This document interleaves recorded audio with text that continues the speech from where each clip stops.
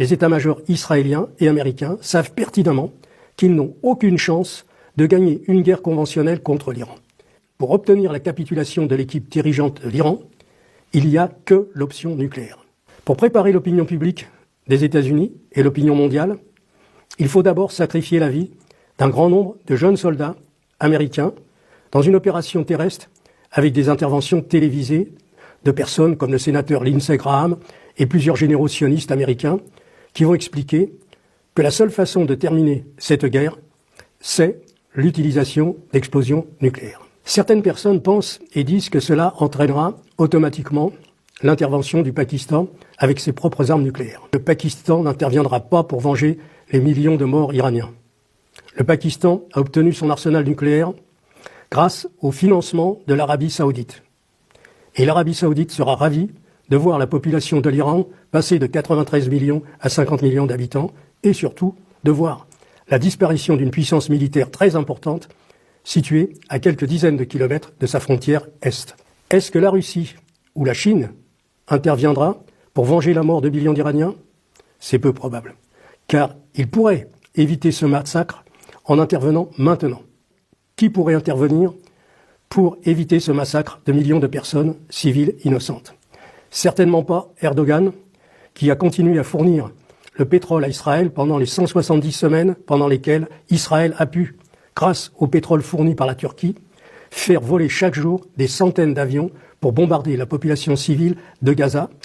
Plus de 80 000 tonnes de bombes larguées au-dessus de la population civile de Gaza.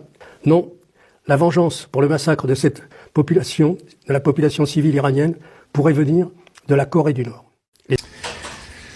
Les amis, on s'approche du dénouement final. C'est une question de jour. Israël est sur le point de perdre. Je sais que vous ne l'entendez pas, mais Israël est sur le point de perdre. Les États-Unis sont sur le point de perdre. Je sais que c'est pas ce que vous entendez peut-être dans vos médias mainstream, que moi je n'écoute plus depuis au moins 15 ans, mais c'est la réalité du terrain. Israël vient de demander un cessez-le-feu pour la première fois en 75 ans d'histoire militaire. 450 missiles Shahab iraniens, 2500 roquettes du Hezbollah en moins de 6 heures. Et l'armée qui a vaincu 5 nations arabes en 6 jours en 1967 vient d'atteindre ses limites opérationnelles face à une attaque coordonnée depuis 2 directions. Washington a reçu la nouvelle à 3h42 du matin. La salle de crise s'est remplie en quelques minutes. Et de cette salle, il n'en est pas résulté un plan d'action. Il en est résulté un silence institutionnel stupéfait. Et personne ne parle de ce qui arrive vraiment ensuite.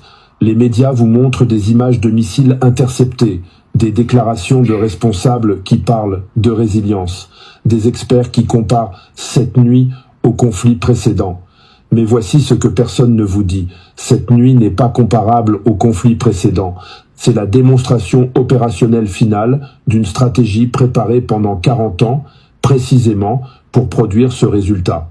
Et les chiffres, que personne ne veut que vous voyez, confirment que l'architecture de défense israélienne n'a pas échoué parce qu'elle était mal conçue. Elle a échoué parce qu'elle a rencontré exactement le scénario que ses concepteurs avaient jugé improbable.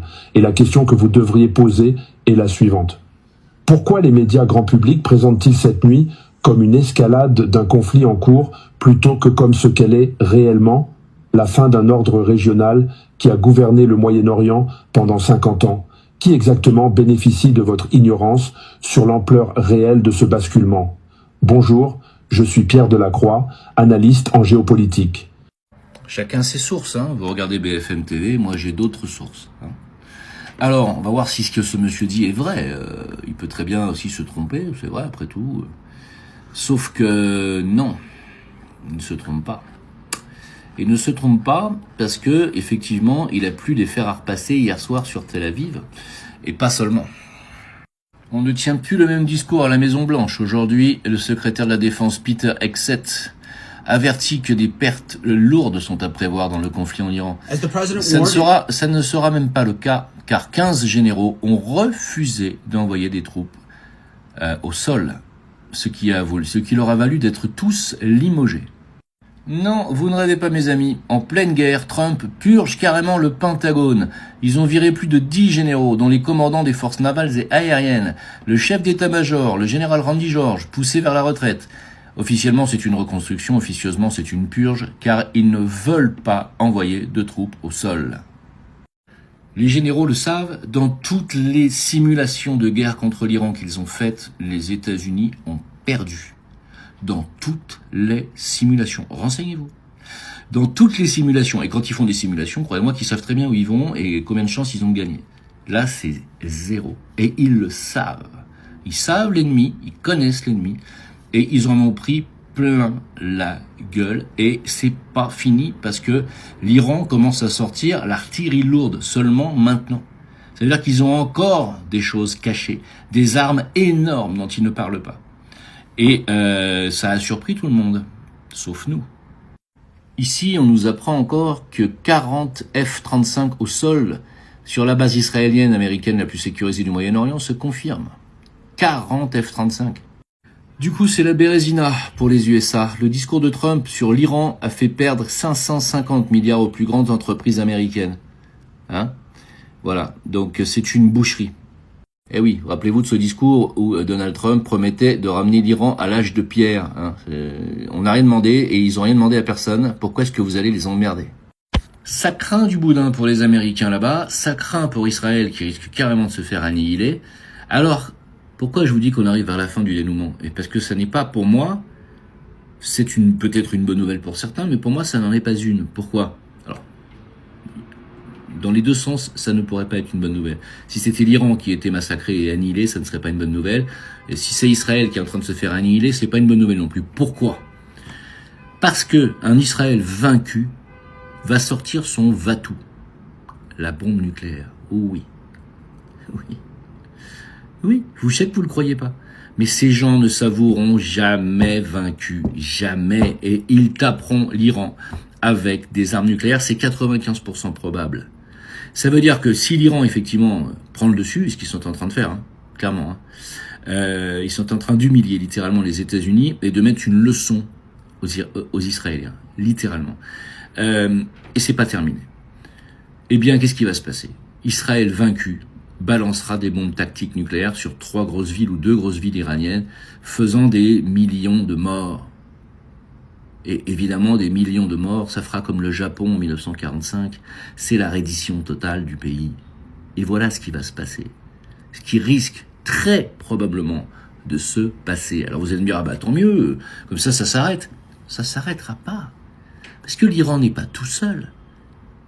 L'Iran n'a pas la bombe nucléaire, mais ses alliés, oui. La Corée du Nord n'a qu'une seule envie, c'est d'en balancer une sur Israël. Le Pakistan n'a qu'une envie, c'est d'en balancer une sur Israël. La Chine ne laissera pas faire, la Russie ne laissera pas faire. Ça veut dire que d'une manière ou d'une autre, ça sera la fin d'Israël. Ça veut dire que vous gagnez la guerre ou que vous la perdiez, Israël, vous n'avez pas d'avenir. Personne ne voudra plus jamais travailler avec vous, si vous gagnez. Et si vous perdez, vous êtes anéanti. De toute façon, d'une manière ou d'une autre, vous allez être anéanti. Donc c'est terrible, parce que ces gens, détruire Israël ne détruira pas le sionisme satanique. Ça ne le détruira pas. Au contraire, il se renforcera dans d'autres parties du monde.